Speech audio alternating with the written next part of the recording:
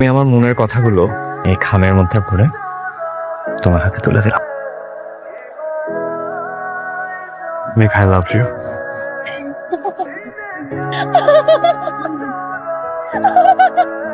No! No! No! No! Congratulation, আপনারা হইতেছেন আমাদের 50তম কাস্টমার। আমাদের থেকে এখান থেকে ডিসকাউন্ট চলবে, 50% ডিসকাউন্ট। আপনাদের একটা মিসআন্ডারস্ট্যান্ডিং হচ্ছে। আমরা আসলে কাস্টমার না। কাস্টমার না মানে কি? আপনারা কিনলে আইছেন? অ্যাকচুয়ালি আমরা এসেছিলাম আপনাদের ওয়াশরুমটা ইউজ। ইয়াল্লাহ, আসেন আপনারা এই ওয়াশরুম দেখে দিন।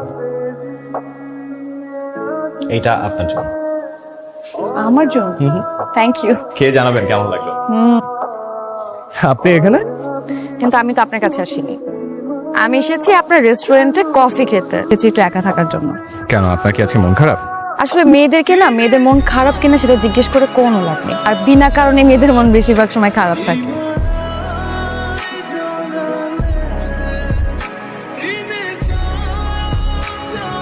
আপনার মন খারাপ থাকলে আপনাকে আরো বেশি সুন্দর লাগে। প্রেমে ফুরসত নেই না, সেরকম কিছু না।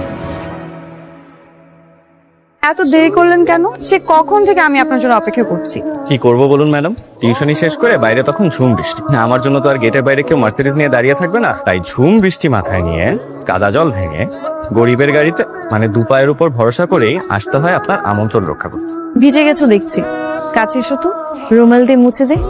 আমি ভাবলাম তুমি তোমার শাড়ির আঁচল দিলে আমাকে মুছিয়ে দিবে। বাপরে বাপ, আপনারা তো দেখছি পুরোটাই মুখস্থ। এরপর হুট করে ক্যাফেতে মেঘার আসা বন্ধ হয়ে গেল। সেলফোনে কল দেওয়ার পর সেটাও সুইচ অফ। আরে ও তো এক সপ্তাহ ধরে অফিসেই আসছে না, ছুটি নিয়েছিল। হুট করে একদিন ইমেইলে রিজন এটা পাঠিয়ে দিল। মেঘা ম্যাডাম আছে? মেঘা ম্যাডামের কি হন? ফ্রেন্ড হই, ফ্রেন্ড।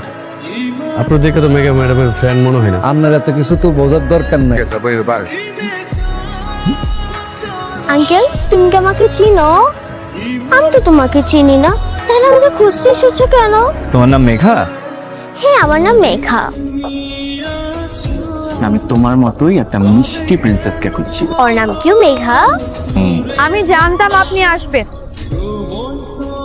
তুমি যদি জানতেই যে আমি আসবো, তাহলে এরকম কোলথাদের মতো ঘোরালে কেন? কোনো কিছু সহজে পাওয়ার মধ্যে কোনো আকর্ষণ থাকে না। একটা প্রশ্ন করি। সব প্রশ্নের উত্তর কি জানা জরুরি? আমি জানি তোমার প্রশ্ন কি, আর তুমিও জানো আমার উত্তর কি। Megha, I love you. No! No! No! No! No!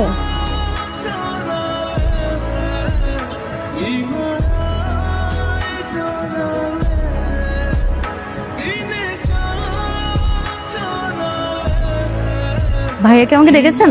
No. এটা কি আমার জন্য? জি না, তোমাদের ক্লাসে আকিও নামের একটা মেয়ে আছে না, ওকে গিয়ে বলবা যে এটা রাজ দিছে। রাজ ভাইয়া দিছে।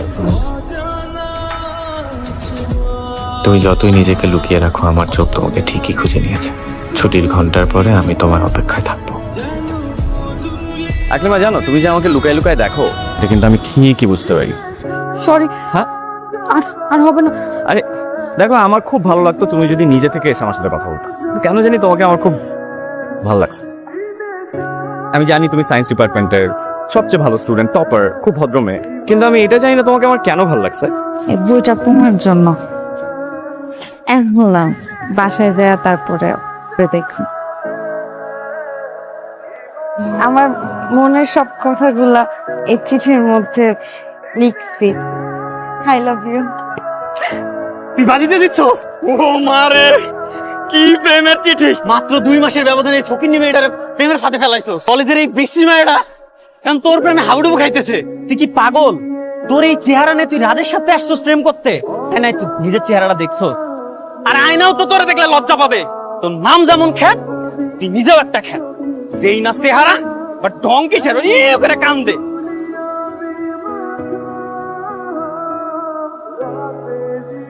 আজকে আমাদের মাঝে আমাদের এক হারিয়ে যাওয়া বন্ধু ফিরে এসেছে। গত 8 বছর ধরেও আমরা যাকে খুঁজে পাইনি, সে আর কেউ নয়, আমাদের বন্ধু আকলিমা। দীর্ঘ 8টা বছর আমি ছিলাম না তোমাদের মাঝে। কার জন্য আমি হারিয়ে গিয়েছিলাম সেটাও হয়তো তোমরা জানো।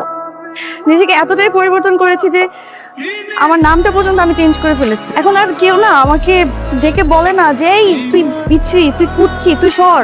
এখন সবাই আমাকে বলে দেখ দেখ মেয়েটা খুব সুন্দর। তুই মনে এত কষ্ট নিয়ে চলে গেছিস, আর একটা দিন যদি তুই থাকতি তাহলে তুই কখনোই চলে যেতি না। রাজ তোকে সত্যি সত্যি অনেক ভালোবাসতো। তুই যাবার পরে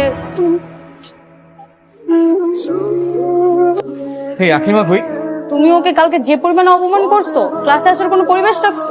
আমি করি নাই, আমার বন্ধু বান্ধব করছে। তোমরা না আমাকে শুধু শুধু ভুল বুঝতেছো। আমি ওটা খুঁজতেছি, আমি সরি বলার সুযোগটা তো দিবা। ডাস্টবিনের মাল ডাস্টবিনে গেছে, এত চিন্তা করে লাভ কি? তুই আমার মারলি কেন? একটা বস্তির মায়ের জন্য আমার গায়ে হাত তুলবি?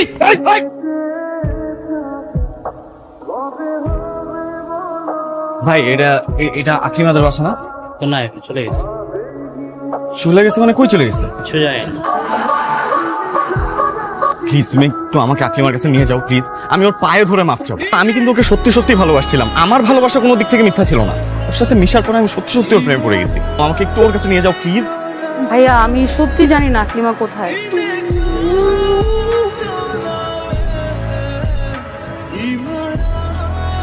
প্রিয় আকলিমা, অনেক কিছু বলতে চাই, অথচ শব্দগুলো ঠিক মতো খুঁজে পাচ্ছি না। হয়তো তোমাকে নিয়ে আমার ভেতরে এত বছর জমে থাকা অনুশোচনা আর ভালোবাসা একসাথে গুলিয়ে গেছে। সেই কলেজ জীবনের দিনগুলি মনে পড়ে, যে অন্যায়ভাবে তোমাকে আঘাত করেছিলাম, তার জন্য আজও নিজেকে ক্ষমা করতে পারিনি।